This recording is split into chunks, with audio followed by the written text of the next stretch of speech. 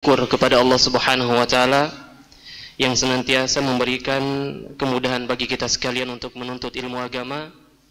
Di kesempatan malam hari yang berbahagia ini kita dapat kembali mengikuti lanjutan sesi ketiga dari rangkaian safari dakwah guru kita di Kota Kendari, Al-Ustadz Nizar Sa'ad Jabal LCMPD Hafizahullah taala. Dan tema kita masih sama dengan yang disebut tadi di Masjid Al-Furqan, yaitu hati yang sehat atau sakit. Kurang lebih sama dengan kajian-kajian yang sebelumnya.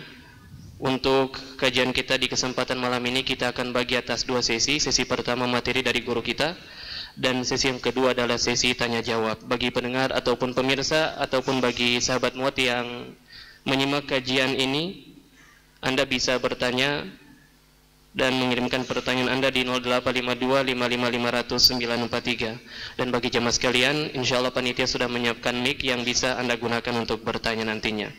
Baiklah ikhwatal iman a'azzanillah wa iyyakum, untuk selanjutnya marilah kita simak bersama kajian di kesempatan malam hari yang berbahagia ini, dan kepada Al-Ustadz alaihi falyatafaddal mashkura wa ma'jura.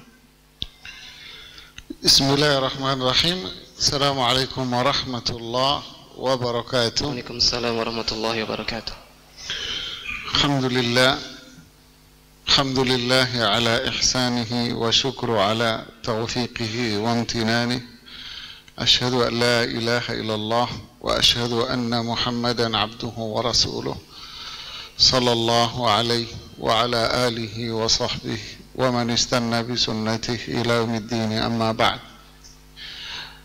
Para jemaah, pemirsa dan pendengar rahimani Allah wa iyyakum, semoga Allah Subhanahu wa taala senantiasa merahmati kita semuanya.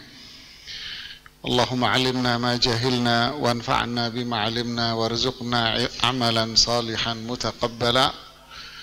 Ya Allah, ajarkan kepada kita ilmu apa yang tidak kita ketahui, dan jadikan apa yang kita ketahui bermanfaat buat kita, dan karuniakanlah kepada kita semua amal saleh yang terkabul.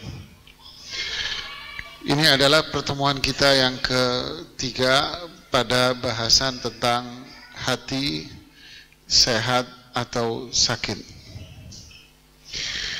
Para jemaah sekalian, pada pertemuan yang lalu kita memahami dari dalil-dalil bahwa hati ini adalah sepotong daging yang kecil, tapi ia berpengaruh besar kepada perbuatan, ucapan, perilaku, sikap tubuh manusia semuanya. Ketika sepotong daging ini baik, yang disebut dengan al-qalbu, maka akan terpancar kebaikannya kepada seluruh anggota tubuhnya. Tapi ketika sepotong daging ini rusak, maka akan berpengaruh besar pada kerusakan pada anggota tubuhnya dia yang lain. Jadi kalau sepotong daging ini, yaitu al-qalbu ini rusak, maka tidak mungkin dia akan melakukan perbuatan-perbuatan yang diridhoi oleh Allah Subhanahu wa taala. Tapi kalau ia baik, pasti akan dia baik di hadapan Allah dan baik di hadapan manusia. Dari dalil-dalil syar'i, para ulama akhirnya membagi hati manusia ini, qalbu ini, ada tiga. Ada hati yang sehat, ada hati yang sakit, dan ada hati yang mati. Dan kita jelaskan pada pertemuan yang lalu maksud, makna, dan dalil-dalilnya. Di malam hari ini kita akan masuk rincian dari bahasan ini. Ya, mohon maaf, slide dari tampilannya masih dalam bentuk bahasa Arab yang ini. Kita akan masuk penjelasan pada apa itu makna dari hati yang sehat. Ya, al-qalbu as-sahih. yaitu hati yang sehat, yang disebut di dalam Al-Quran dengan nama Al-Qalbu As-Salim, lamnya yang panjang, Al-Qalbu As-Salim, yaitu hati yang selamat. Artinya hati yang selamat. Selamat dari apa? Yang pertama, Imam Ibnu Qayyim rahimahullah menjelaskan, yaitu selamat min kulli syahwah tukhalifu amrallahi wa nahya. Dia akan selamat dari setiap syahwat, ya, hawa nafsu yang menyelisihi perintah Allah dan larangannya. Ini yang pertama. Hati yang sehat adalah hati yang selamat. Selamat dari syahwat yang menyelisihi perintah Allah dan larangannya. Apa itu syahwat? Apa syahwat? Hasrat. Apa itu syahwat, jemaah? Ngomong-ngomong syahwat terus kakak-kakak ngerti. Bener, gak paham kayaknya ini.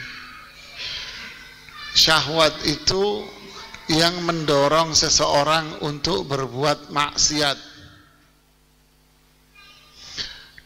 Syahwat biologis yang mendorong seseorang untuk berbuat zina.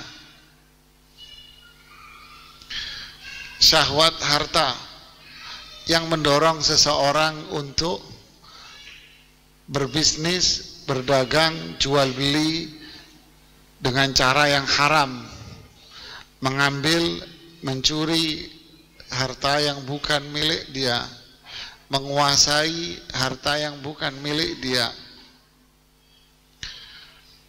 Syahwat kehormatan yang mendorong seseorang untuk merendahkan, menghina, membuka aib orang, mengadu domba, sombong. Ini semua adalah apa? Syahwat yang memicu munculnya al-ma'asi, dosa-dosa besar. Berarti qalbun salim, hati yang selamat adalah selamat dari syahwat. Yang kedua, selamat dari syubhat. Syubhat itu apa? Apa syubhat? Apa? Syubhat itu bahasa simpelnya ilmu yang rusak. Ilmunya rusak. Kenapa kok ilmunya rusak? Karena diambil tidak dari sumbernya. Mana sumbernya ilmu? Al-Quran, petunjuk Rasulullah SAW, para sahabatnya. Ketika ilmu tidak diambil dari Al-Quran, tidak diambil dari petunjuk Rasulullah SAW, seperti para sahabat, dengan pemahaman para sahabat, para tabi'in, maka ilmu ini akan rusak, dan itulah yang disebut dengan nama syubhat. Syubhat akan melahirkan apa? Kufur, syirik, bid'ah. Ini semua karena apa? Ilmunya rusak. Kenapa orang kufur? Karena dia punya pemikiran yang tidak bersumber dari wahyu. Kenapa dia berbuat syirik? Karena dia punya pemikiran yang tak bersumber dari wahyu. Begitu pula bid'ah. Faham? Jadi hati yang salim adalah hati yang selamat dari syubhat.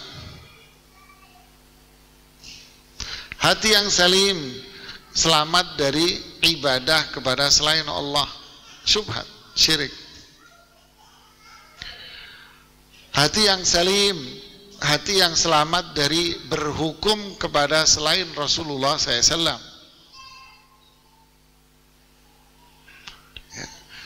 Hati yang salim, hati yang selamat dari berhukum kepada selain Rasulullah SAW. Dia tidak berhukum kepada manusia, tokoh, atau siapapun, tapi dia akan berhukum hanya kepada Rasulullah SAW.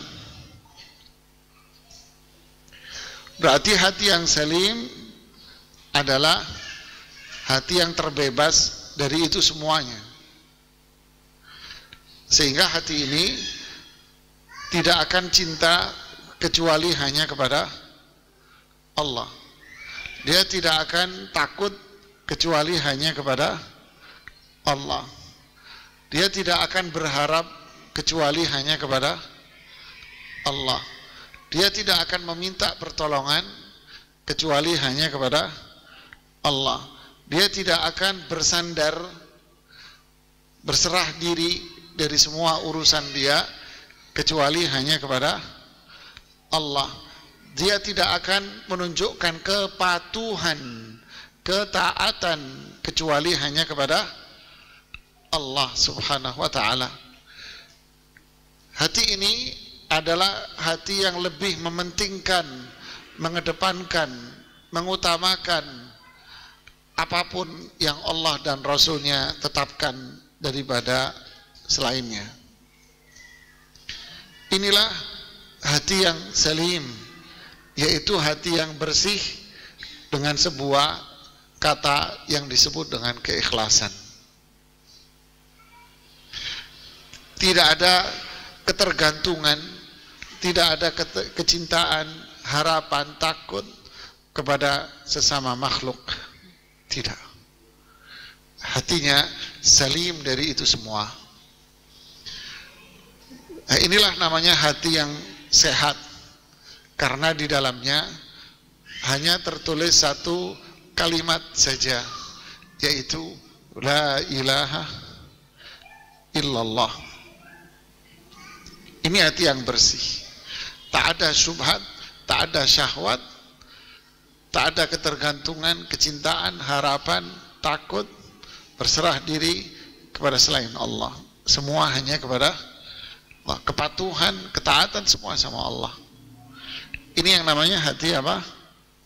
Sehat. Paham? Ini masih penjelasan bersifat umum loh ya. Nanti kita akan membahas secara mendetail. Kemudian yang kedua, hati yang mati, ya, yang disebut di dalam Al-Quran apa? Wal qasiyati qulubuhum, yaitu hati yang keras, yang disebut oleh Rasulullah SAW dengan hati yang aswad mirbad atau aswad murbad, yaitu hati yang hitam pekat, yang menyelimuti jiwanya dia.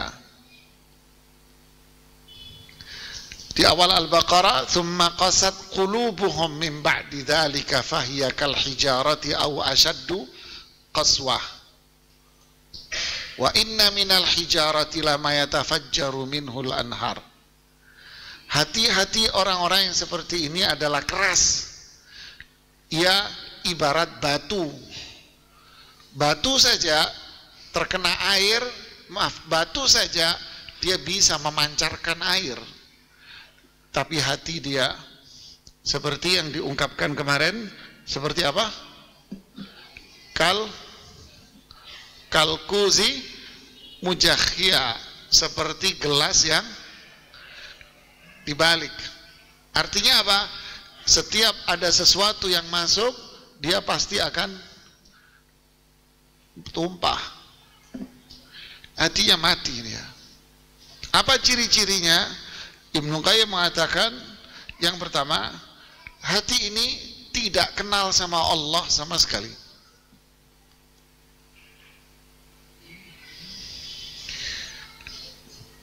Dia tidak beribadah kepada Allah, tidak tunduk dengan perintah dan aturan Allah sama wahyunya sama sekali.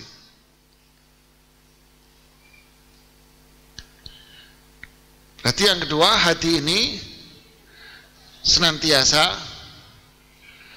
menjadi kiblat pendorong dari hawa nafsunya secara utuh. Walaupun itu dibenci sama Allah, dia nggak peduli, karena memang dia nggak tahu.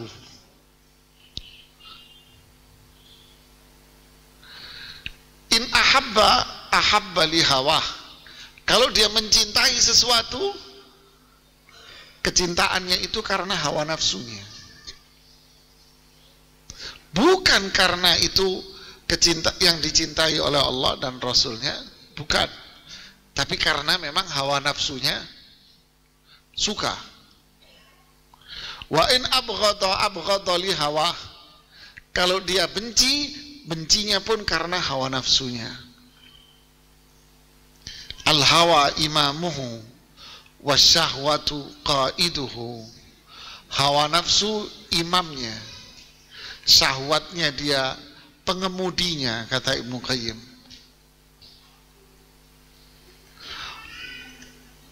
Wal ghaflatu marka wal jahlu saisuhu.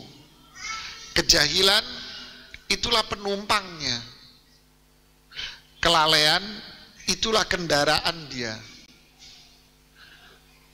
Jadi maksudnya apa? Maksudnya semuanya berisi tentang hawa nafsu, kejahilan, syahwat. Murni dia tidak kenal apa itu Allah, siapa itu Allah, apa itu wahyu. Tidak. Yang dia tahu hanyalah hawa nafsu dan syahwatnya saja. Kalau orang seperti ini terlihat ketaatan, sebetulnya itu karena disukai sama hawa nafsunya, bukan karena kepatuhan sama Allah. Bukan. Kebetulan aja hawa nafsunya senang, maka dikerjakan sama dia. Ini hati mati jemaah. Bahkan dia akan sampai kepada satu titik di mana dia akan menikmati semua itu. Dia benar-benar menikmati hawa nafsunya dia. Inilah sepotong daging yang menghitam. Wal'iyadzubillah. Tentu ini hatinya orang kafir. Ini hatinya orang kafir. Yang ketiga adalah al-qalbul marid, hati yang sakit. Falahu madatan, kata Ibnu Qayyim. Hati yang sakit ini ada dua unsur. Ada dua unsur. Unsur apa? Unsur baik dan unsur buruk. Mana yang lebih menang? Sisi baik atau sisi buruk? Tergantung musim. Tergantung moodnya, enaknya dia kemana. Kalau hari ini moodnya baik, ya baik dia. Tapi kalau moodnya nggak baik, ya udah dia lupa sama Allah. Ini sakit nih orang nih. Ada di dalam hatinya itu kecintaan dia kepada Allah, ada keikhlasan kepada Allah, ada tawakal kepada Allah. Tapi satu sisi syahwatnya dia juga muncul. Dorongan, keinginan besar untuk mendapatkan dunia tinggi pula. Sehingga penyakit-penyakit hati itu ada dalam dirinya,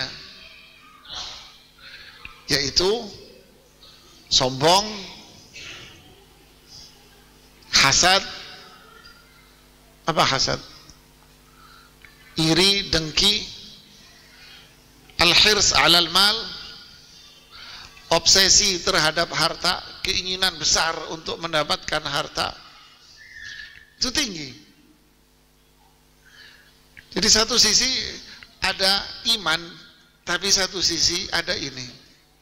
Nah, anginnya kemana ini hari ini?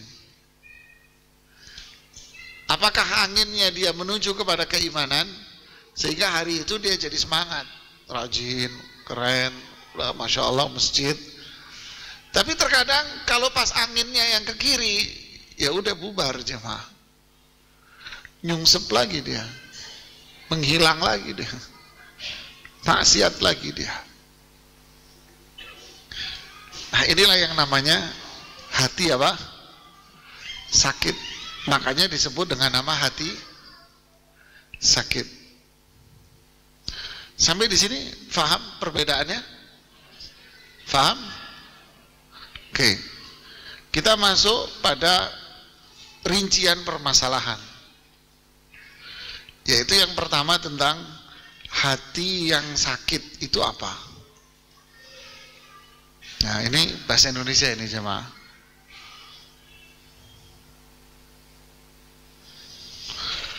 Hati yang sakit, yang ada dua unsur tadi itu, unsur iman sama unsur syahwat. Ya. Al-Quran berbicara tentang hati yang sakit. Maksudnya banyak disebutkan di ayat-ayat Al-Quran tentang hati yang sakit ini. Di antaranya di surat Al-Baqarah ayat 10 tentang orang-orang munafik. Fi qulubihim maradun fazadahumullahu marada walahum adzabun alimun bima kanu yakdzibun. Dalam hati mereka ada penyakit, lalu Allah menambah penyakitnya itu, dan mereka mendapat azab yang pedih karena mereka berdusta. Jadi kalau angin yang ke kiri, yang ke syahwat itu kuat, dia akan maksiat. Semakin dia ke sana, semakin ke kiri, berarti sakitnya tambah apa? Tambah parah. Makanya Allah bilang fazadahumullahu marada. Tambah sakit dia.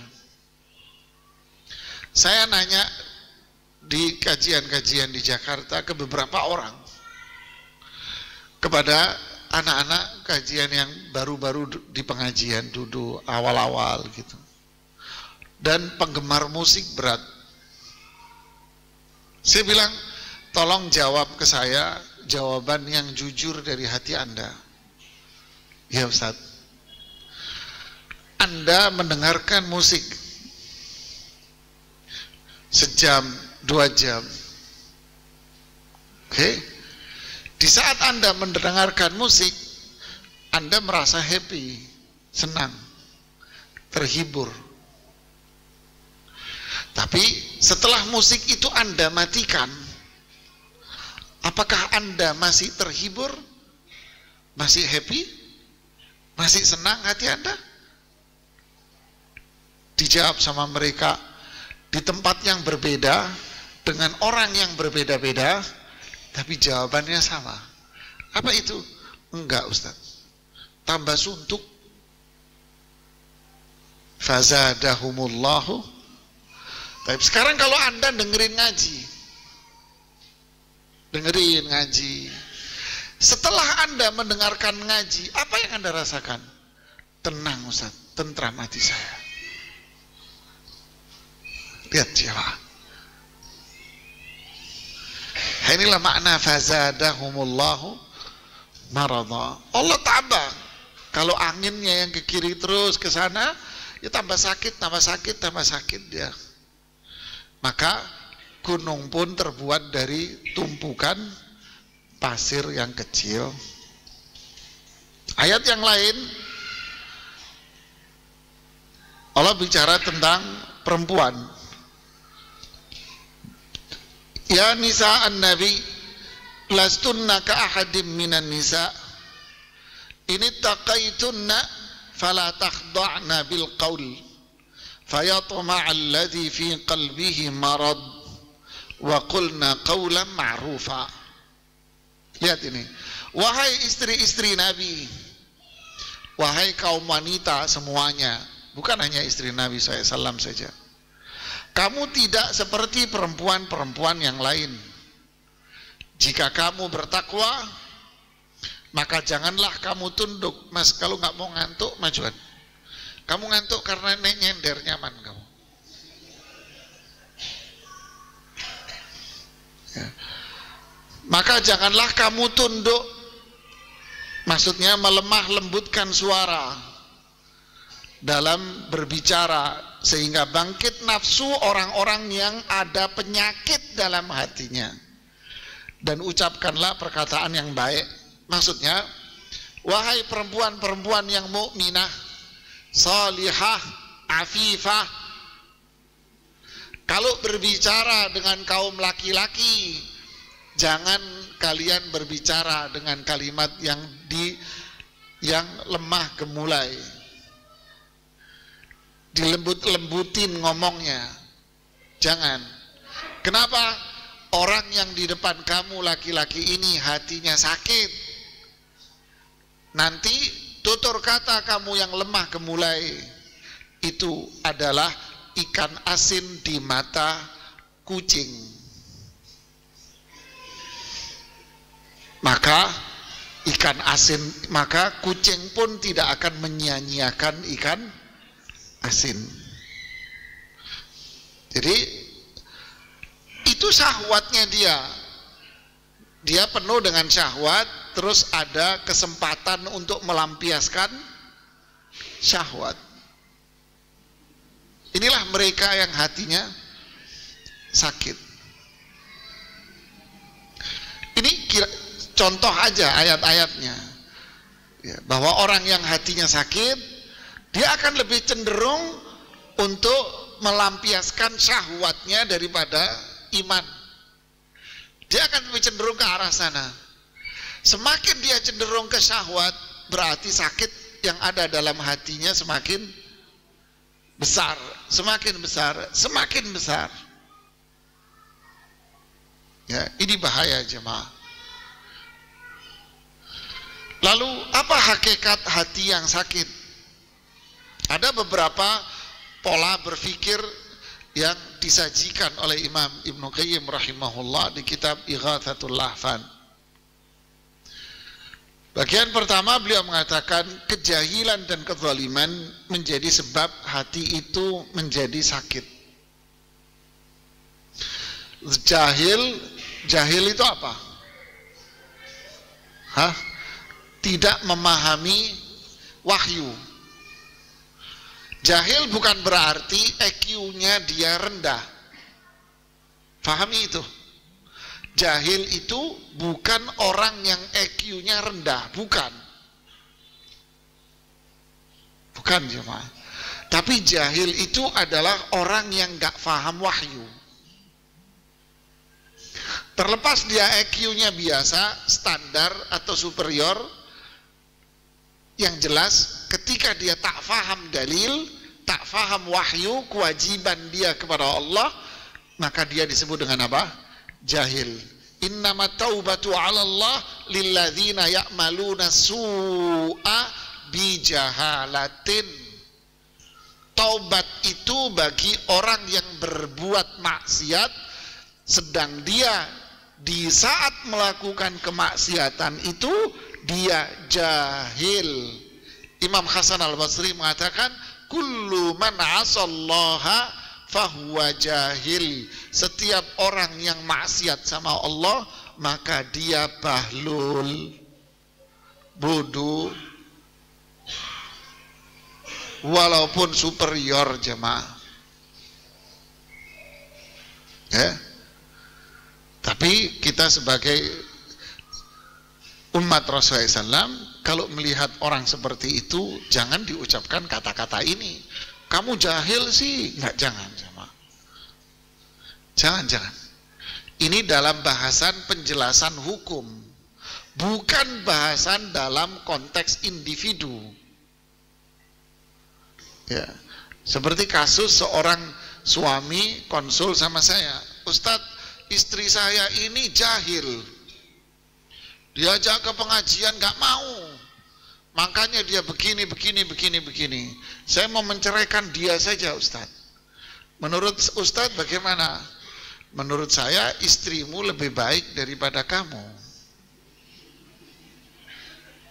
Loh, kok bisa, Ustadz? Ya, istrimu tidak merasa dirinya pinter, tapi kamu merasa diri kamu pinter.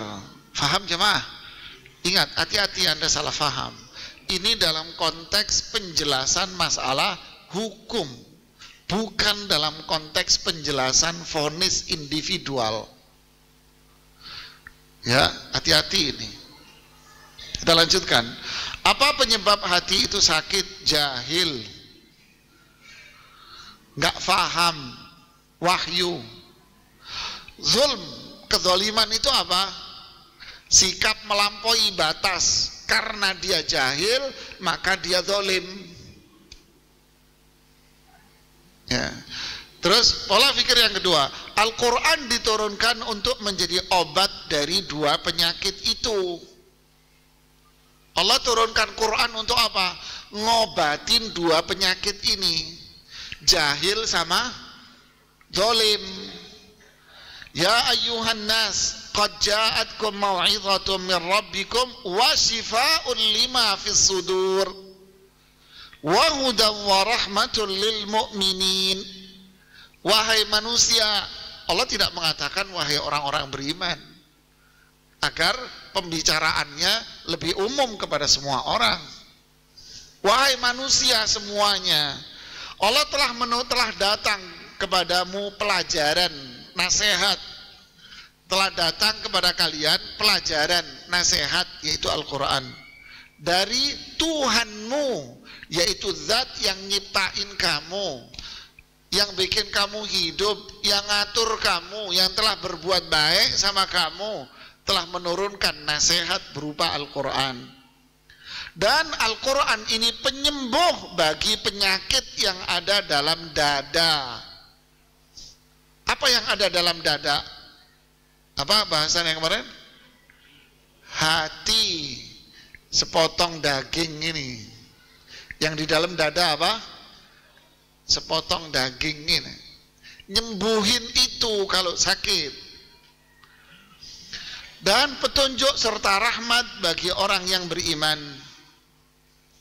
Berarti Al-Quran obat dari penyakit kejahilan dan kezoliman. Obat kejahilan itu, obatnya orang bodoh, itu belajar. Obat orang zalim itu ar-rushd.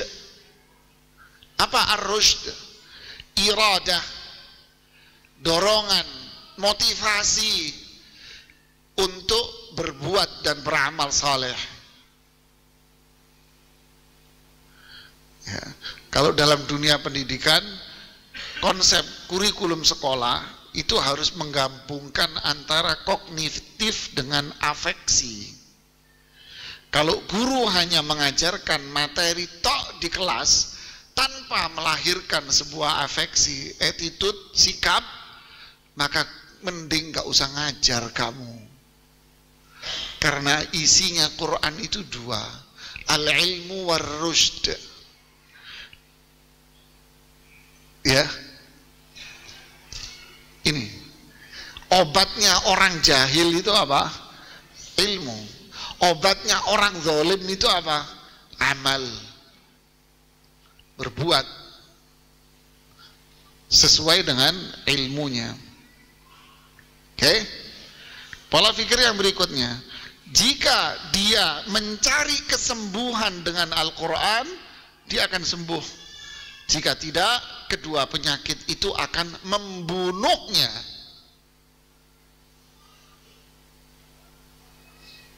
Ya, Kalau dia pengen pinter tapi tidak balik ke wahyu, pengen bersikap baik tapi tidak kembali kepada sumbernya,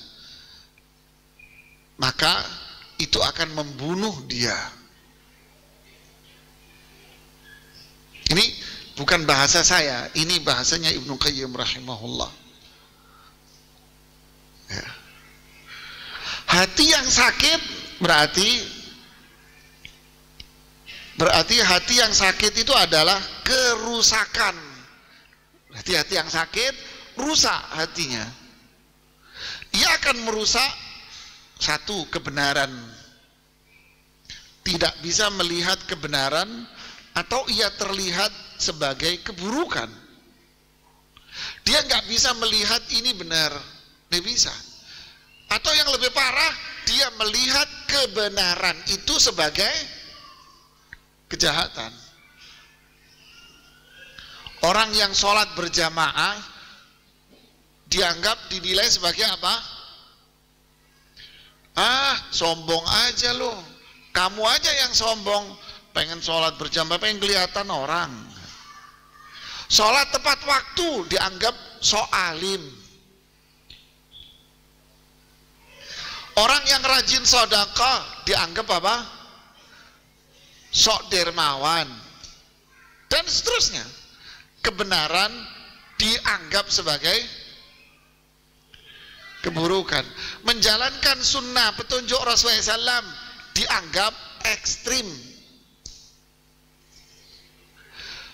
Tauhid, tidak berbuat syirik, dianggap tidak cinta wali. Tidak cinta sama orang soleh. Ini adalah aliran ekstrim. Diputar balik jamaah. Sakit nih orang hatinya. Kenapa? Karena dia tidak berusaha untuk sembuh, sehingga dia tidak mau kembali kepada Al-Quran dan hadis, sehingga dia tetap sakit. Akhirnya dia tidak faham kebenaran. Dua, keinginan melakukan kebenaran amal soleh tidak ada, rusak dia, yaitu mengurangi keinginan itu atau bahkan merusaknya, sehingga ia membenci kebenaran yang bermanfaat dan mencintai keburukan yang berbahaya. Dia lebih cinta melakukan kemaksiatan, kejahatan ini daripada dia taat. Ya iya sih, saya tahu mas, ini memang gak ada dalilnya, tapi ya bagaimana lagi ya. Nah mau dia, padahal dia tahu persis bahwa ini gak ada dalil. Dia lebih memilih itu. Jadi sakit nih orang kayak gini nih. Memang sih nggak ada dalilnya. Anda korek-korek di Quran, hadis nggak ada dalil. Terus bagaimana dong? Ya sudahlah. Ini kan bagian dari bermasyarakat. Nggak ada. Ya. Atau mereka punya pandangan-pandangan yang lain dalam hal ini yang cukup banyak di media sosial dari statement-statement yang ada. Rusak nih. Nggak paham kebenaran, tidak mau mengamalkannya memang. Sebagian para ulama salaf menafsirkan hati yang sakit pada beberapa ayat dengan keraguan-raguan. Itulah syubhat. Jadi syubhat ini apa? Ilmu yang rusak, jahil, dan tidak ada dorongan untuk berbuat baik. Makanya saya sebut ilmunya rusak. Syubhat, syak dia. Dan sebagian lagi menafsirkan perbuatan maksiat seperti zina, yaitu syahwat. Berarti penyakit hati itu berupa, nah ini satu, syubhat, yaitu kerusakan pada ilmu. Ilmunya rusak karena dia tidak belajar dari sumbernya. Jahil, nggak ngerti. Ya, nggak ngerti ini orang jahil. Tidak memahami kebenaran sebagai suatu kebenaran, atau memahami kebenaran sebagai kebatilan dan kerusakan pada keinginan dan dorongan melakukan kebenaran. Udah kacau sudah hidupnya, udah keju dibilang singkong, singkong dibilang keju, udah bolak-balik. Syirik dianggap sebagai tauhid, tauhid dianggap sebagai bentuk apa? Syirik, udah dibolak-balik. Orang yang bertauhid dianggap tidak cinta, ekstrim, eksklusif, galiran keras. Memahami hadis dianggap sebagai orang yang tekstual, orang yang eksklusif, cumut bahasanya dia. Inilah biang-biang radikalisme, terorisme katanya begitu. Diputar balikkan sama dia.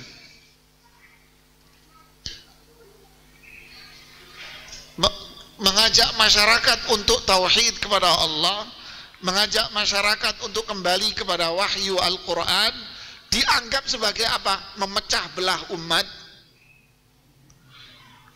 Ini repot nih orang kayak gini nih.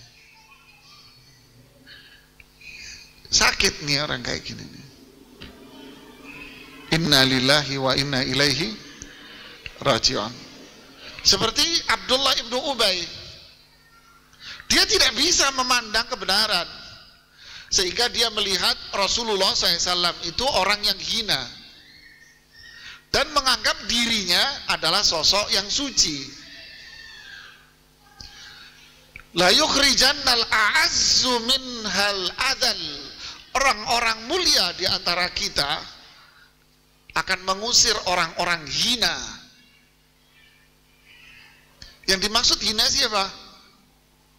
Rasulullah SAW dan para sahabatnya. Dia orang-orang hina katanya. Anaknya namanya Abdullah juga, Abdullah bin Ubay bin Salul. Ketika ketemu abahnya, ayahnya, dituding mukanya gini sama anaknya. Wah, kamu yang hina Rasulullah SAW yang mulia. Mulai hari ini kamu jangan masuk ke dalam rumah. Rasulullah SAW pas lewat, ya Abdullah, nak, jangan gitu, biarin ayahmu masuk ke rumah. Allahu Akbar. Mulianya Rasulullah Sallallahu Alaihi Wasallam. Ya. Jadi itulah mereka, orang-orang yang hatinya apa? Sakit, jamaah. Faham? Jadi kejahilan itu adalah penyakit yang melahirkan syahwat. Melahirkan subhat. Dia jahil, maka jadilah apa? Subhat. Yaitu yang pertama ini. Jahil, rusak ilmunya, nggak bisa faham kebenaran.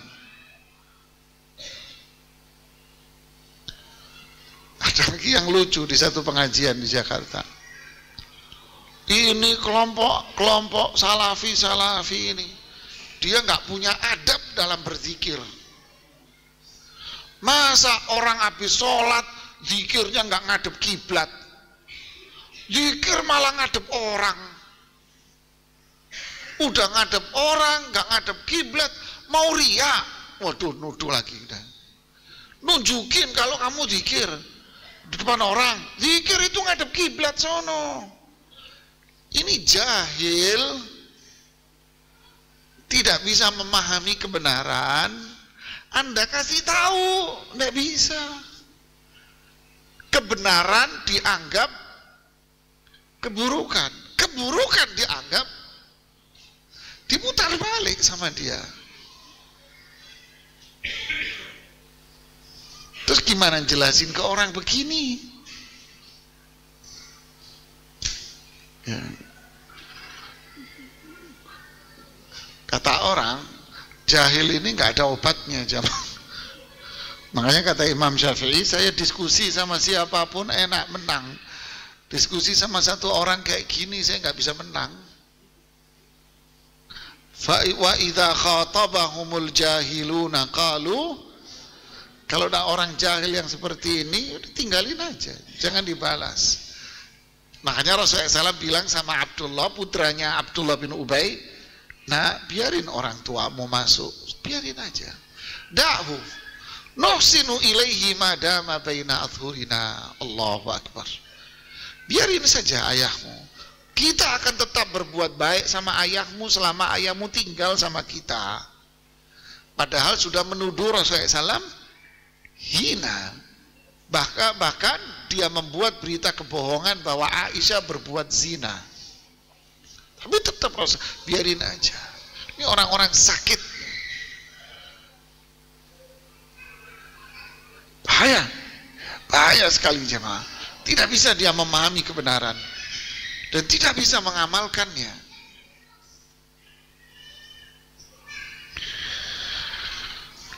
Lalu ada waktu.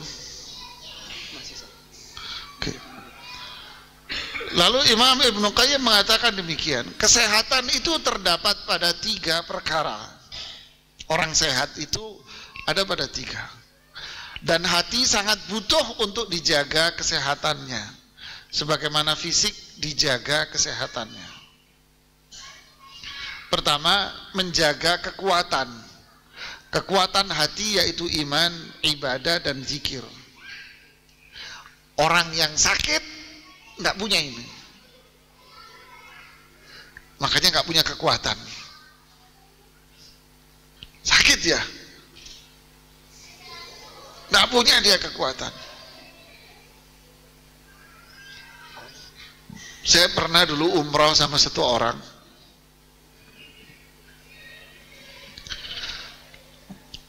Sholat di Masjid Nabawi bareng sama saya. Sengaja saya memang dampingi dia. Saya ajak sholat di bagian depan. Duduk persis di depan saya, bingung dia. Melihat orang kanan kiri padat. Akhirnya hati sakitnya dia itu nggak kuat nahan. Hati yang sakit akan terlihat pada sikap dan tutur katanya. Ngomong di depan saya, Ustadz, paha saya ditepok. Ustadz, ini orang-orang, ini redaksinya sampai inget saya, ini orang-orang bego semuanya, bodoh nih orang. Ngapain dia bejubel di sini? Nggak habis pikir saya. Kaget saya. Nggak kuat dia nahan bau busuk hatinya. Bejubel dia di sini ngapain? Bodoh. Pak Ustadz, saya ini keliling dunia. Saya ke Israel, saya ke tembok ratapan. Di tembok ratapan nggak ada tuh orang bejubel kayak begini. Tembok ibadahnya Yahudi itu. Nggak ada orang bejubel kayak gini. Katanya orang Islam punya etika, tapi kok bejubel begini? Wah, sakit jemaah ini orang. Bilang innalillahi wa inna ilaihi raji'un. Nggak punya kekuatan. Jemaah gimana? Sudah sejak saat itu dia sulit untuk diajak ke masjid. Kita nasihati pelan-pelan, Pak. Ini begini, ini begini, ini begini, ini begini. Ya, hanya sekedar senyum-senyum basa-basi. Jadi jaga hati ini lawannya maksudnya. Ketika orang sakit dia tak punya kekuatan. Karena kekuatan itu ada pada iman, ibadah, dan zikir. Melindungi diri dari keburukan, yaitu menjauhi kufur, syirik, bid'ah, kemaksiatan. Sedangkan orang yang hatinya sakit, ini pekerjaan dia. Seringnya dia adalah syirik, bid'ah, maksiat. Jadi nggak bisa melindungi diri dari apa? Keburukan. justru membuka dirinya untuk menerima keburukan. 3, mengeluarkan unsur-unsur jahat dan buruk dalam tubuh. Ini orang baik. Mereka miara,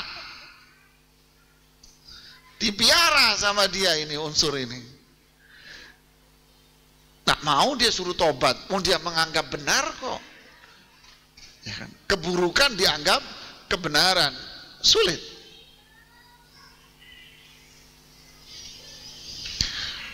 Fala haula wala quwata illa billah. Habis waktunya. Masih ada, Masya Allah. Oke, sekarang tanda-tanda hati yang sakit itu apa? Di antara ciri hati sakit, berpaling dari makanan-makanan yang bermanfaat dan sesuai dengan sesuai dengan hati yang sakit, justru mengkonsumsi makanan-makanan yang berbahaya, dan juga berpaling dari obat-obat yang bermanfaat, justru memakai obat-obat yang berbahaya. Nanti jangan polos-polos lo ya, ini bahasa sastra ini ungkapan ini, bukan maksudnya makanan-makanan minuman ini, bukan. Maksudnya apa? Makanan bermanfaat, yaitu iman dan tauhid. Nah, orang yang hatinya sakit, maksudnya apa? Berpaling dari makanan yang bermanfaat. Maksudnya apa? Nggak mau belajar, nggak mau belajar iman, nggak mau belajar tauhid, nggak mau belajar wahyu, nggak mau. Justru dia lebih memilih makanan berbahaya. Apa itu? Kekufuran, syirik, bid'ah. Obat yang bermanfaat nggak mau, yaitu Al-Quran dan hadis, nggak mau dia. Malah dia lebih memilih obat yang berbahaya, musik, maksiat, bid'ah-bid'ah yang lain. Pernah ada satu pengajian, masjidnya nggak gede, kayak seukuran ini aja. Selesai pengajian, saya nanya kepada ketua DKM-nya, Pak, ini jamaah yang datang bukan warga sini. Ini bukan warga sini, saya tahu ini orang. Pengajian di sono ya ini aja yang datang. Warga sini mana? Jawabannya apa jamaah? Mengejutkan saya nggak bisa jawab saya. Dibisikin saya, Pak Ustadz, waktu itu kajian kita Riyadhus Shalihin, Imam Nawawi, saya dibisiki sama dia, Pak Ustadz, nggak doyan. Itu jawaban dia. Pak Ustadz, saya nanya, mana warga sini? Dibisikin, nggak doyan. Tahu dia. Suruh belajar Quran, tafsir, hadis, apa tidak mau. Maunya apa? Baca manakibnya Fulan bin Fulan, ratibnya Fulan bin Fulan. Isinya puji-pujian yang dia tidak ngerti artinya. Syirkiyat, kemusyrikan. Di sini yang dia bilang maksiat, di sini yang dia sebut dengan pengajian menurut versi dia. Tapi di luar pintu di situ, yang capek keluar dulu ngerokok di situ. Saya tidak membual ini. Dia akan ngerokok di situ. Habis sebatang, masuk lagi dia ke sini duduk. Hakata.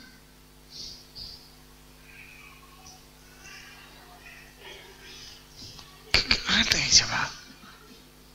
Subhanallah, dikasih makanan yang bermanfaat, tak mau, milih makanan yang berbahaya. Dikasih obat yang manfaat, milih obat yang bahaya. Berarti apanya yang sakit? Hah? Sakit hatinya. Anda dikasih vitamin milih narkoba. Ya. Dikasih minuman yang sehat, milih khamr. Ini orang sakit nih. Punya istri yang cantik, milih temennya sekantor.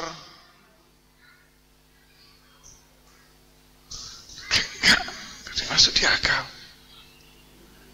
Ada satu orang, saya bilang, istrimu ini cantik sekali. Saya bilang, saya nggak bercanda. Istrimu kalau bisa ada lebih dari 2 jempol, anak tambahin. Saya jempolnya cuma 2. Istrimu ini cantik sekali. Nunduk dia. Kamu, subhanallah, kamu lebih memilih perempuan lain yang kecantikannya jauh dengan istrimu. Ini mikir otakmu didengkul, saya bilang. Nggak saking keselnya saya jamaah. Nunduk, dia nggak berani ngangkat kepalanya. Ya Ustaz, maafin saya salah Ustaz. Ajaib nih manusia jemaah. Dikasih istri yang halal, memilih yang haram. Dikasih suami yang halal, memilih laki-laki yang haram. Ini sakit nih. Subhanallah jemaah. Fa inna lillahi wa inna ilaihi. Lalu apa dampak buruk dari hati yang sakit? Ya tadi, ini sisi yang berbeda. Tidak memahami kebenaran, tidak ada keinginan untuk berbuat, justru memandang kebenaran itu sebagai apa? Keburukan. Ini sisi yang berbeda. Apa itu? Dia tidak merasakan dampaknya. Tidak merasakan penderitaan karena dia disibukkan dengan sesuatu, tapi penyakit itu ada dan terjadi. Ya. Orang jahil, ini masih bicara tentang syubhat.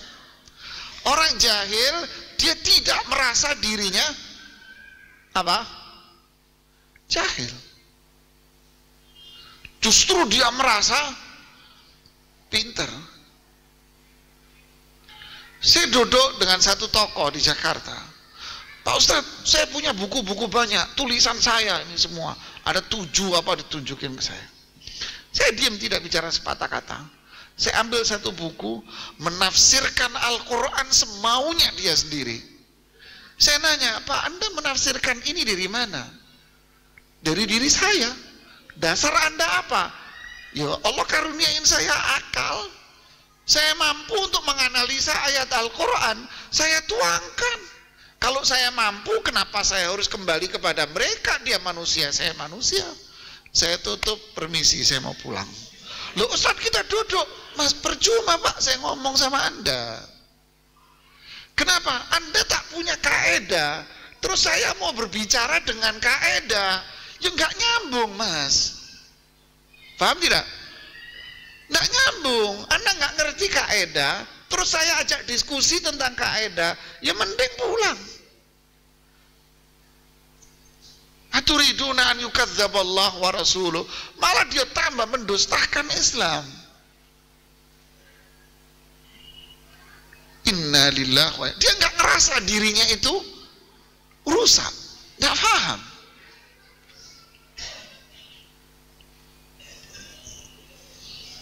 Lihat jemaah, pengedar narkotik, dia nggak ngerasa kalau dia itu ngerusak jemaah.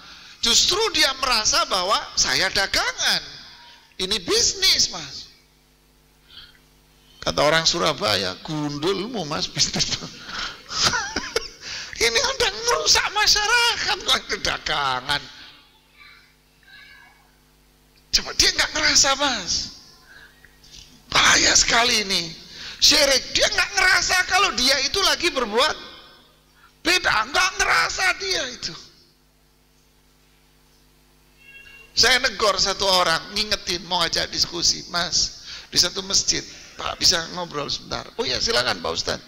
Mohon maaf, itu doa yang Anda baca tadi itu apa maknanya? Langsung berdiri, Pak, kita ini memang beda. Kalau Anda tak mau di masjid ini ya udah, kita ini beda. Waduh loh, perasaan saya nggak ngomong, cuman saya nanya itu doa apa.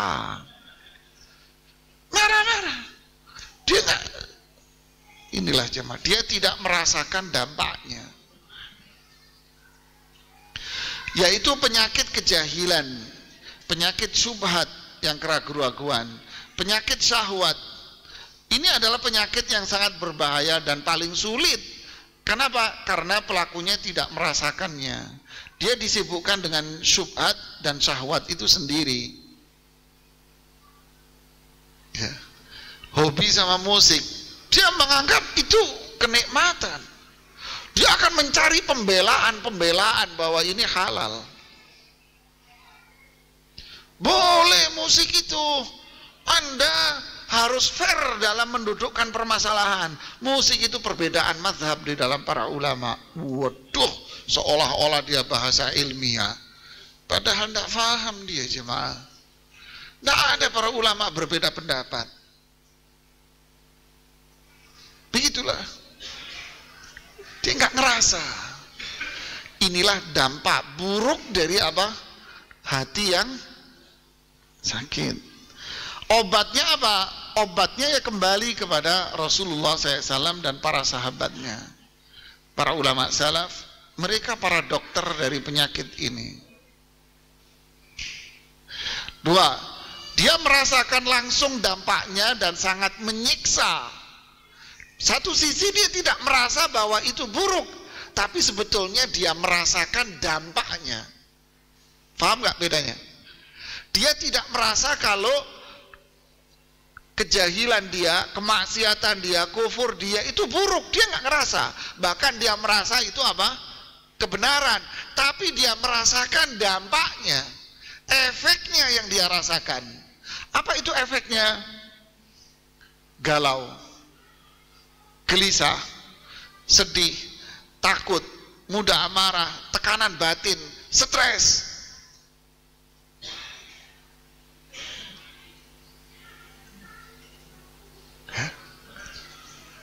Ada lagi satu orang duduk, contoh jemaah. Ini nggak ada orang ya, berdua waktu itu sama asisten pribadi si Fulan. Dia seorang psikolog terkenal di Indonesia. Dia bilang begini, Ustadz, anak saya, Allah itu tak adil Ustadz. Allah gak adil Ustadz. Kaget saya. Kenapa Pak? Anak saya masih kecil, udah diambil, diwafatkan. Kan gak adil Ustadz. Masa depannya masih ceria, kenapa Allah angkat? Anda berdebat di sini gak ketemu. Saya bilang, Anda ini psikolog, ngobatin jiwa orang, tapi jiwamu sakit. Saya bilang, harusnya jangan pasang itu plang di situ. Kaget dia, di situ dia sadar, Anda ini sakit. Anda nggak percaya sama Allah, tutup aja nih kantor praktek Mas. Kalau dia hidupnya penuh dengan penderitaan yang seperti ini Mas, kasihan dia. Ya, sedih terus hidupnya jemaah. Jadi kalau orang stres, tekanan batin, nggak pernah tenang jiwanya, berarti karena apa? Ya sakit hatinya. Makanya kemarin pertanyaan kemarin, Ustadz, apakah nafsun mutmainnah itu hati yang sehat? Ya iya, hati yang sehat akan melahirkan jiwa yang tenang. Tapi kalau hatinya sakit, galau jemaah, galau, rumahnya banyak, mewah, mobil mewah, galau, tidak tenang. Nggak tenang jiwanya, stres, mau tidur minum obat tidur dulu, bingung, nggak bisa tidur. Kita nggak bisa tidur paling satu sebabnya, lapar, belum makan malam. Iya Mas ya, apalagi yang gemuk-gemuk begini, nggak bisa tidur karena semalam Ustadz kenapa belum makan mie instan nanti.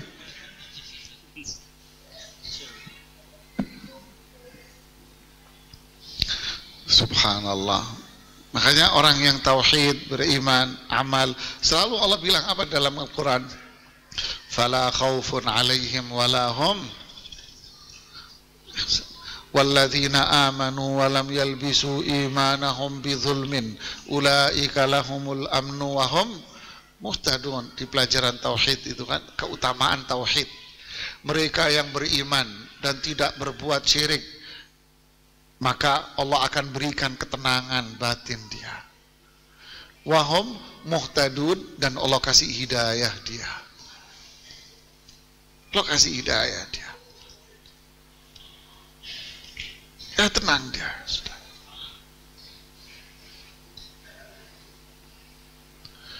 Subhanallah ya. Hidupnya tenang, nggak ada yang dipikiri sama dia. Yang dipikiri adalah apakah aku sudah beriman dan beramal saleh? Tidak dipikir. Sahabat yang disuruh hijrah dari Makkah ke Madinah, mikir nggak? Galau nggak dia? Apa pekerjaan saya? Nanti di sana tinggal di mana? Rumah saya bagaimana? Nanti penghasilan saya gimana? Anak istri saya makan apa? Bagaimana dengan rumah saya di Mekah? Bagaimana uang saya? Bagaimana? Mikir ini semua? Mikir? Nah, Allah yang nyuruh hijrah, Rasulullah SAW nyuruh hijrah, dia pergi. Pergi jelas. Ali bin Abi Thalib radhiyallahu taala anhu, Ali kamu tidur di sini. Suruh tidur di kasurnya, udah tidur, selimutin. Besok amanat-amanat ini balikin. Nanya Ali radhiyallahu anhu, kenapa saya harus tidur di sini? Emang kau kenapa mau kemana ya Rasulullah? Loh ini rumah dikepung, nanti kalau rumah masuk, anak diserang, anak dibunuh, ditusuk gimana? Ada aja Pak. Kebanyakan nanya. Ini perintah Allah, ini perintah Rasulullah Sallallahu Alaihi Wasallam, tidur sini. Pagi-pagi Abu Jahal masuk. Wahai Ali, mana Muhammad? Enggak tahu. Bohong kamu? Enggak tahu. Ditempeleng sama Abu Jahal. Enggak tahu saya. Saya disuruh tidur sini, saya tidur sini. Saya enggak tahu kemana. Jujur, dilepas. Setelah itu baru tahu bahwa ternyata Rasulullah SAW hijrah. Setelah menunaikan amanah, beliau berangkat sendiri, hijrah sendirian. Jangan mikir jemaah. Wah kata mereka, hatinya tenang. Ketika Abu Sufyan berhenti di tempat namanya Humra'ul Asad, pulang dari perang Uhud, berhenti di tengah jalan antara Uhud dengan Makkah. Lihat nih, berhenti di situ. Lalu Abu Sufyan punya pikiran lagi. Ini radhiyallahu an, saat itu belum masuk Islam. Beliau bilang Muhammad dalam kondisi luka parah, banyak yang wafat. Bagaimana kalau kita mendatangkan pasukan baru fresh dari Makkah, lalu kita manfaatkan kondisi lemah Muhammad untuk kita serang dan kita serbu, kita kuasai kota Madinah. Udah, kita tunggu di sini, nunggu pasukan yang baru. Namanya Humra'ul Asad. Disebut dengan Ghazwat Humra'il Asad dalam sejarah. Salah satu dari pasukan Abu Sufyan begini ngomongnya, wahai Abu Sufyan, kamu gila ya katanya. Kenapa? Lihat nih kalimatnya, kita punya harta di Makkah, punya rumah, punya bisnis, harta kita, punya keluarga. Kita nggak mau ditinggal mereka, galau, ketakutan dengan dunianya. Wahai Abu Sufyan, kamu ini berhadapan dengan orang-orang yang tak takut mati. Gila kamu. Mending kita pulang. Ketika Rasulullah SAW dengan pasukannya datang ke Humraul Asad, beliau tidak mendapati siapapun. Mereka itu sebetulnya kelihatannya beringas, tapi sebetulnya hatinya wa qulubuhum syatta, tahsabuhum jami'an wa qulubuhum syatta. Kalau gelisah, ketakutan terus hidupnya. Tapi orang yang beriman hatinya sehat. Inilah dampak dari mereka. Terlalu banyak dampaknya ya. Ya, tidak bisa melihat kebenaran, ya, tidak mengamalkannya, melihat kebenaran sebagai kemusyrikan, tidak merasa, dan dampaknya. Dan dampak ini cukup sebagai azab buat mereka, kata para ulama. Dampaknya ini cukup sebagai apa? Azab sudah. Hidupnya menderita, galau, itu sudah azab buat dia. Karena nggak akan nyaman, Mas. Duduk di mobil mewah pun dia nggak nyaman. Dengan rumah mewahnya tetap nggak nyaman. Karena yang jadi problem itu apanya? Apa? Sepotong dagingnya ini sakit. Jadi berpengaruh pada semua. Ibarat orang sakit dikasih makanan paling enak, ya tetap nggak enak.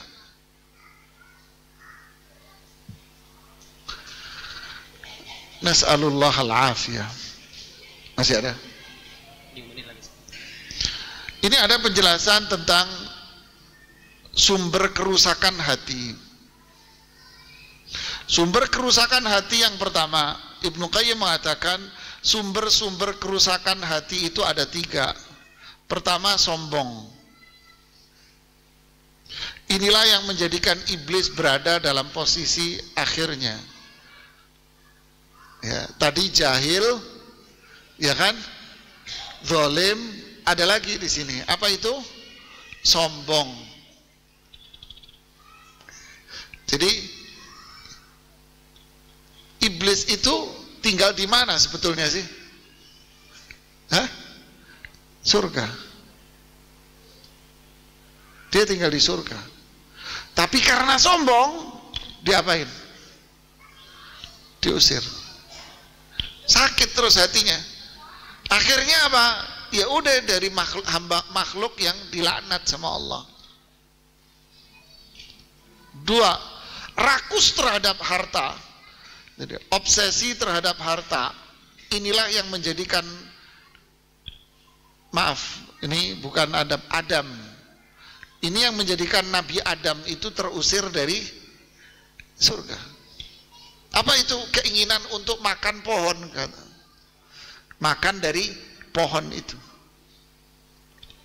Makanya munculnya ayat alhaakumut takatsur. Yang ketiga, hasad. Inilah yang menjadikan salah satu dari kedua anak Adam untuk membunuh lainnya. Gara-gara hasad, dia bisa rela untuk berbuat kejahatan luar biasa. Kemudian Ibnu Qayyim mengatakan, siapa yang melindungi diri dari 3 sumber kerusakan dan kejahatan ini, maka dia akan melindungi diri dari keburukan. Kekufuran itu berasal dari sombong. Semua kemaksiatan itu berasal dari obsesi terhadap harta. Sedangkan kezaliman dan sikap melampaui batas itu berasal dari hasad. Ya. Syirik, bid'ah itu dari mana? Sombong. Ya. Maksiat-maksiat semua berasal dari apa? Syahwat, keinginan terhadap dunia. Ya. Hasad menjadikan dia zalim sama orang.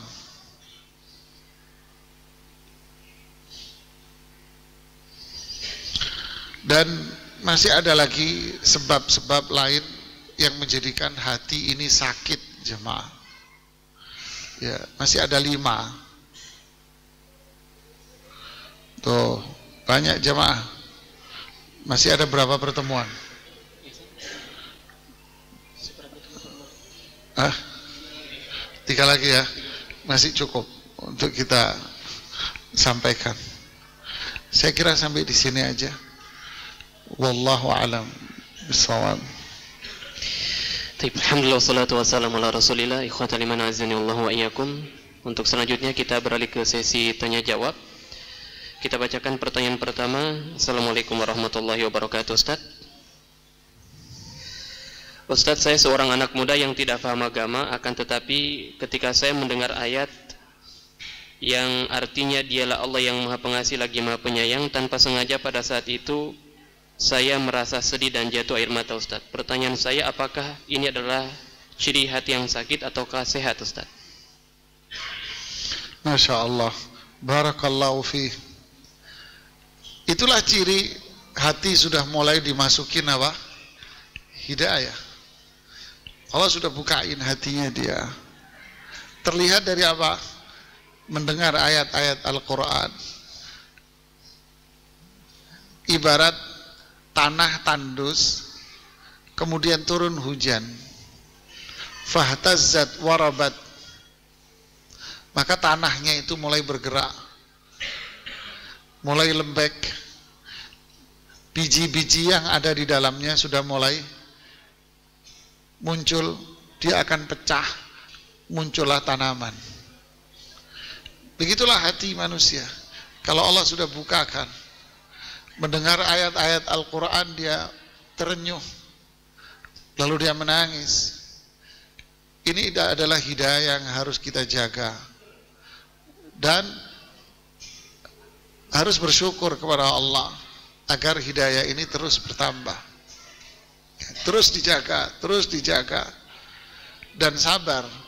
Artinya jauhi perbuatan yang menjadikan ini tertutup lagi, ya, tanam itu. Dan inilah keajaiban Al-Quran. Jika dibaca dan didengarkan oleh orang yang berhati fitrah, maka Al-Quran itu akan menembus dadanya dan memasuki hatinya, maka lahirlah manusia yang beriman dan beramal saleh. Wallahu a'lam. Baik, kita bacakan pertanyaan berikutnya. Assalamualaikum warahmatullahi wabarakatuh, Ustaz. Waalaikumsalam. Apakah memberi pujian terhadap seseorang dengan maksud agar akrab dan terjalin komunikasi yang baik dapat menimbulkan penyakit hati, Ustaz? Dan apakah memberi pujian itu salah? Memuji seseorang, ya, memuji itu membuka pintu setan. Makanya Allah subhanahu wa ta'ala melarang di dalam Al-Quran, fala tuzakku anfusakum wa a'lamu biman ittaqa. Jangan berusaha untuk menilai diri Anda itu baik, karena pujian itu menilai dirinya baik. Allah maha tahu siapa yang bertakwa. Dan Rasulullah SAW pun melarang untuk memuji orang. Idza ra'aitumul maddahin faghmuru ala wajhi turab. Kalau ada orang yang memuji-muji Anda, ambil pasir dan lempar ke kepalanya. Ya jangan dilakuin kalau sekarang ajak berantem itu. Maksudnya apa? Hindari pujian-pujian. Itu akan merusak kebersihan hati, akan memunculkan ujub, lalu lahirlah sombong. Berarti sakit hatinya, sakit lagi tuh hatinya gara-gara dipuji, ya. Terus gimana dong dengan teman? Bukan dipuji, tapi doain dia. Barakallahu fiik, semoga Allah memberikan keberkahan kepada Anda, ya. Doakan, saling mendoakan kebaikan. Inilah yang mulia, inilah teman yang baik. Teman yang baik mendoakan, Bukan teman itu menjadikan temannya binasa dengan pujian-pujiannya itu. Lihatlah mereka-mereka yang kemana-mana dipuji, hasilnya apa akhirnya? Ujub, sombong dia, menganggap dirinya sudah hebat. Ya. Jadi jangan memuji orang, tetapi doakanlah dia. Ya. Doain dia. Inilah sebuah kemuliaan. Wallahu a'lam. Baik, kita lanjut ke pertanyaan berikutnya. Ustadz, apakah termasuk hati yang sakit jika seorang ayah atau ibu sering memarahi anaknya yang membuat kesalahan? Apakah termasuk hati yang sakit seorang ibu atau ayah yang marah-marahin anaknya? Kalau saya menjawab iya. Kenapa? Karena sang ayah atau sang ibu merasa dirinya ini Superman. Padahal itu hanya cerita bohong. Ya, dia merasa dirinya ini sosok orang tua yang tak pernah berbuat salah. Sehingga kalau melihat anaknya salah, marah-marah dia. Kayak ada obrolan lucu. Anaknya bawa rapot. Obrolan lucu siapa itu? Anak-anak ngapak-ngapak gitu kan. Daerah Jawa Tengah, bagian Tegal. Bawa rapot, isinya merah semua. Bapaknya ngamuk-ngamuk karena isinya merah. Anaknya nggak dikasih kesempatan untuk bicara. Datanglah temennya, kenapa kamu diomelin ayahmu? Ini marah-marah ayahnya. Temennya nanya, rapotnya siapa? Ini saya nemu rapot di laci. Ini rapotnya bapak ini.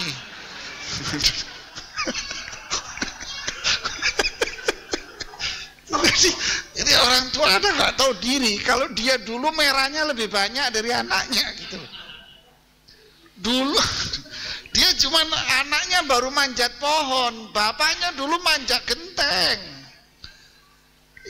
Ngerasa Anda lebih bersih, lebih sehingga ngelihat anakmu jelek, marah, seolah-olah Anda nggak pernah salah dalam hidupmu, Mas. Nah, ini kan namanya kesombongan, sakit ini. Ya kan? Yang kedua, orang salah bukan dibully. Anda kesal kalau melihat orang itu dibully, tapi sebetulnya Anda membuli anakmu sendiri. Yang ketiga, orang yang salah, kemudian Anda tekan dia dengan amarah, maka akan mendorong dia untuk berbuat kesalahan yang lebih banyak. Contoh, ketika Ali bin Abi Thalib menangkap tukang masaknya Abu Jahal. Ini kita bicara sejarah. Sebelum terjadinya perang Badar. Ada 3 yang ditangkap tukang masaknya itu. Yang 2 berhasil lolos, yang 1 tidak bisa lolos, ketangkap sama Ali bin Abi Thalib. Yang nangkep Ali bin Abi Thalib sama Zubair bin Awam lagi, komandan perang. Didudukin, ditanya, berapa jumlah pasukanmu? Siapa yang datang? Kemudian peralatan apa yang dibawa? Dia jawab, nggak tahu. Saya koki, saya nggak ngerti. Ditekan, dipukul sama Ali bin Abi Thalib. Rasulullah SAW datang, wahai Ali, kalau kamu tekan dia, kalau kamu marahi dia, akan mendorong dia untuk membuat kebohongan-kebohongan, biar dia selamat dari pukulanmu. Lihat nih jemaah. Lalu apa yang dilakukan Rasulullah Sallallahu Alaihi Wasallam? Mas, kamu kerjamu apa? Saya koki. Oh, koki, ya. Sehari kamu masak berapa ekor onta? 10. Oh, sehari motong 10 onta. Iya. Oh, ya udah deh, pulang deh. Para sahabat, ya Rasulullah kok dilepas? Sudah cukup, saya sudah dapat info. Loh, apa infonya? 1 ekor onta itu buat 100 orang. Jadi kalau saya nanya berapa yang kamu potong, itulah jumlah pasukan dia. Allahu Akbar. Jadi orang tua itu harus pinter. Jadi pasukannya Abu Jahal itu 1000. Jelas kan? Jangan dia bentak-bentak, nanti dia jadi bohong. Jadi memicu keburukan lagi. Wallahu a'lam. Baik, kita lanjut pertanyaan berikutnya. Assalamualaikum warahmatullahi wabarakatuh, Ustaz. Waalaikumsalam warahmatullahi. Apakah orang yang naik haji atau umroh yang dibiayai itu termasuk tidak termasuk panggilan Allah, Ustaz? Ya rezeki, Mas. Ya itu dibiayai kok gak mau, aneh-anehnya. Apa itu panggilan Allah? Ya iya. Pasti. Itu panggilan. Cepat. Iya gitu kan. Rezeki. Iya, jangan ditolak. Ya, kemudian berikutnya. Nah, kami persilakan kepada jamaah kalau ada pertanyaan, silakan angkat tangan. Tafadhol. Pak Gunawan. Enggak ada mic?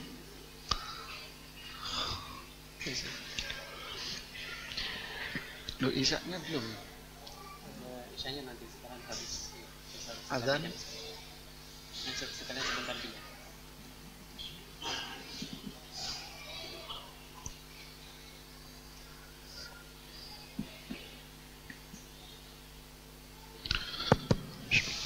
Assalamualaikum warahmatullahi wabarakatuh.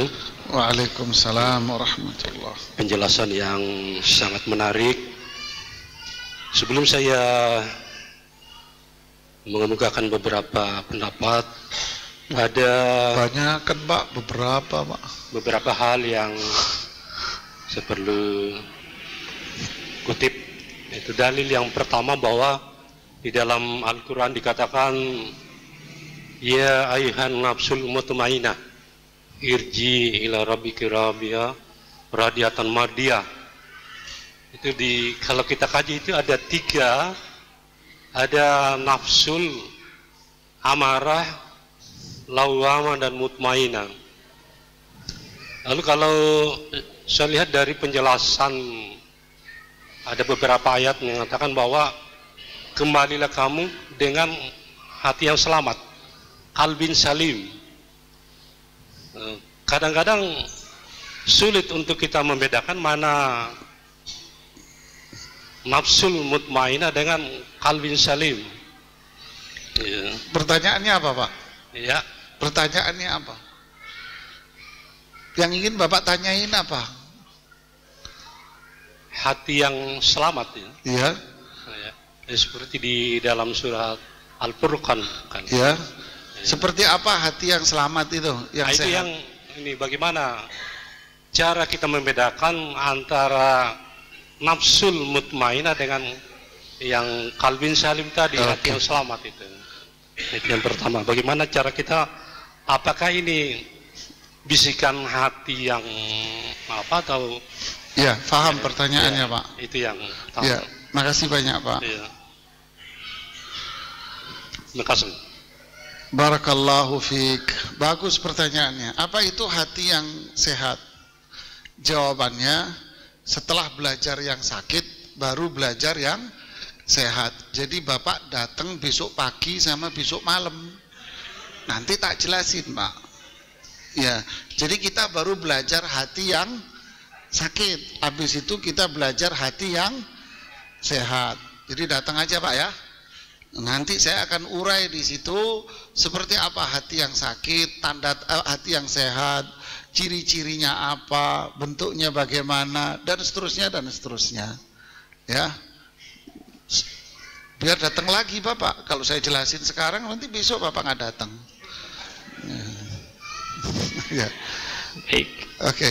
Kesempatan berikutnya kami persilakan pada jemaah.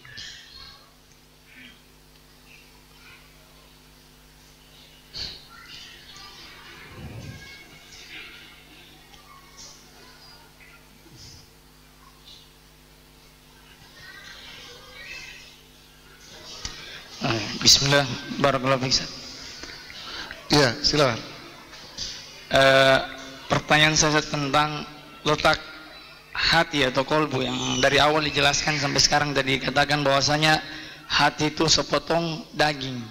Setelah saya searching Ustaz di Google, ternyata hati itu letaknya di sini, kemudian ada juga di sini, kemudian ternyata setelah saya cek-cek besar itu Ustaz. Saya ada yang katakan hati itu jantung. Kemudian Ustaz katakan kalau yang dijelaskan itu sepotong daging saja, yang kalau dimasukkan ke dalam mulut satu kali gigit saja bisa langsung ditelan. Bagaimana? Ya. Manfaatnya bagi Anda nanya itu apa? Apa manfaatnya? Nggak ada manfaatnya.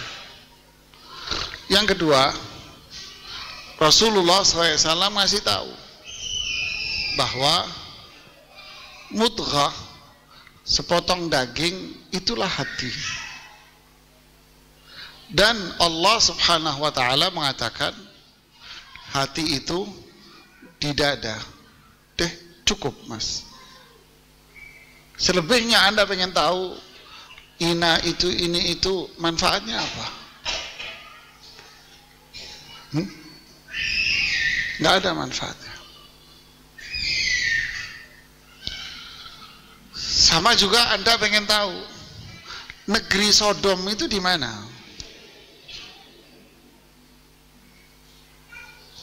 Di mana itu negeri Sodom? Negeri di mana Allah menghancurkan mereka karena LGBT-nya. Apa manfaatnya Anda nanya negeri Sodom di mana? Ada manfaatnya? Tidak ada. Yang manfaat itu apa? Kenapa negeri Sodom diadab? Itu yang manfaat.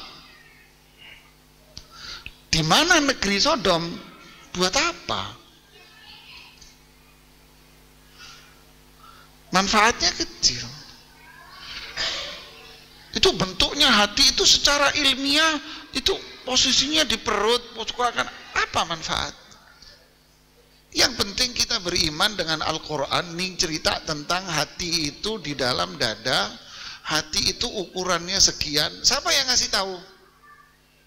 Siapa? Allah dan Rasulnya. Mana yang lebih kita percaya? Allah dan Rasulnya atau YouTuber? Akhi, Allahul Musta'an. Yang lain? Baik, mempersilakan. Bismillah, Assalamualaikum warahmatullahi wabarakatuh. Waalaikumsalam warahmatullahi. Barakallahu fikum, jazakallah khair. Wafiq barakallah. Ustadz telah memberikan kesempatan waktu buat hadir kemari Ustadz.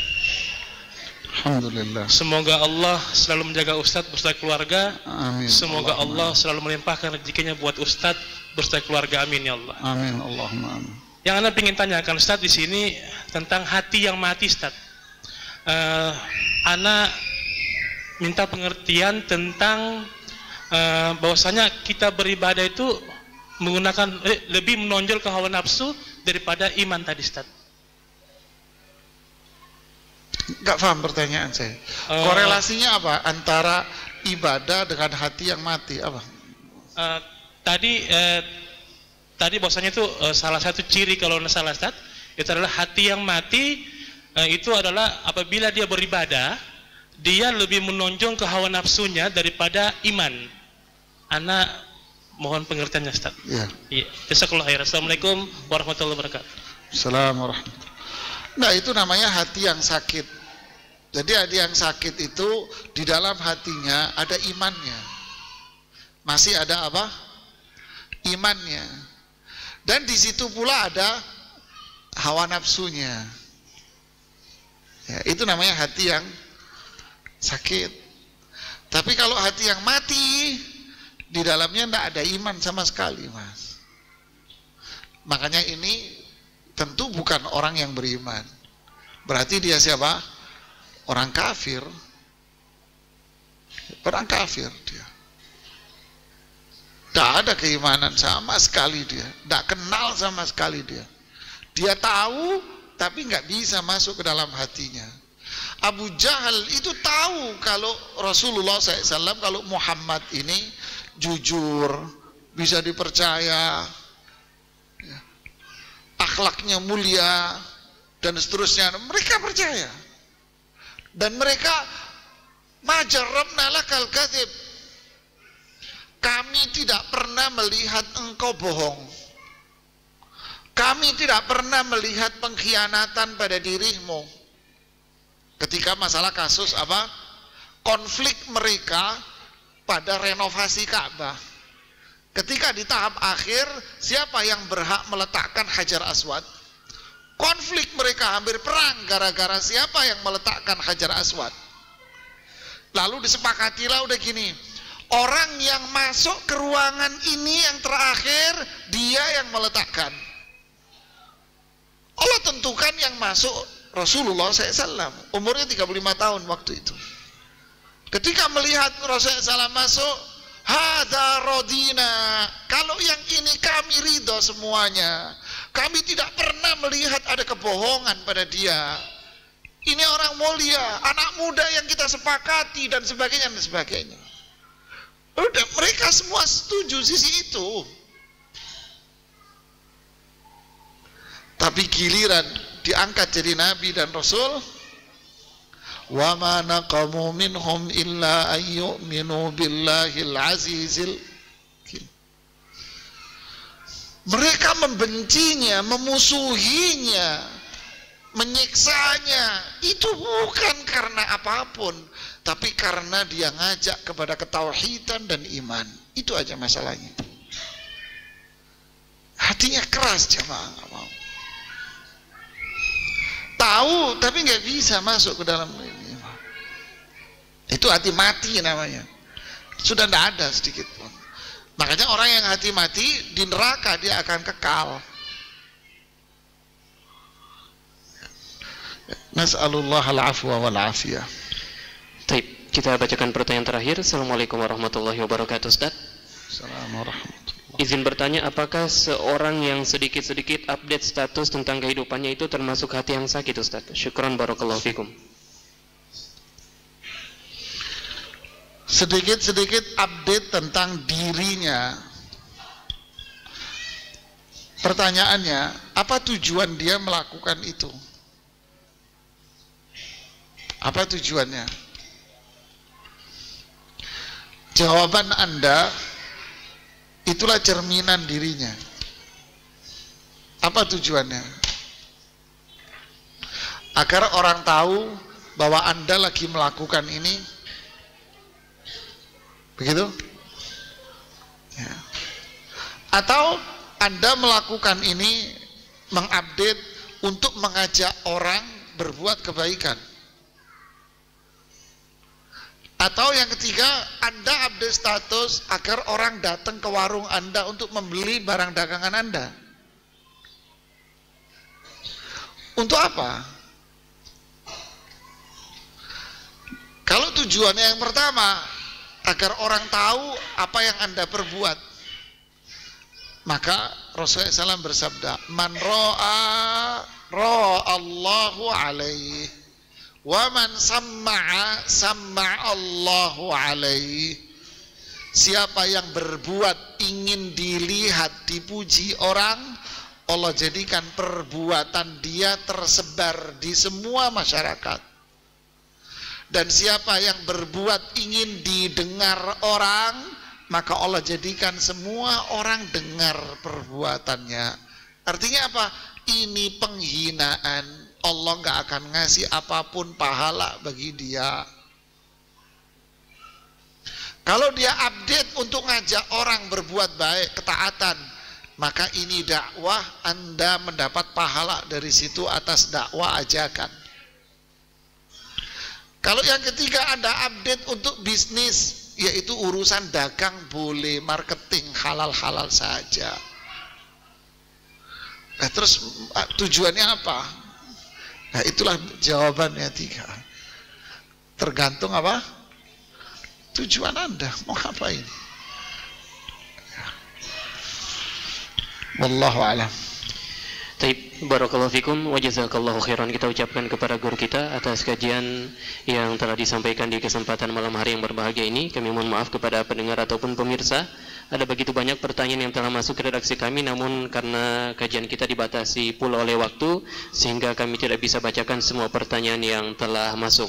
Dan tentunya masih ada sesi-sesi berikutnya dari Safari Dakwah guru kita, yang dimana sahabat MUT ataupun kaum muslimin bisa bertanya kepada guru kita seputar syariat Islam atau seputar tema yang akan kita dengarkan di kesempatan yang berikutnya. Kita akhiri kajian kita. Subhanakallahumma bihamdik, asyhadu an la ilaha illa anta, astaghfiruka wa atubu ilaik. Wassalamualaikum warahmatullahi wabarakatuh. Pendengar Radio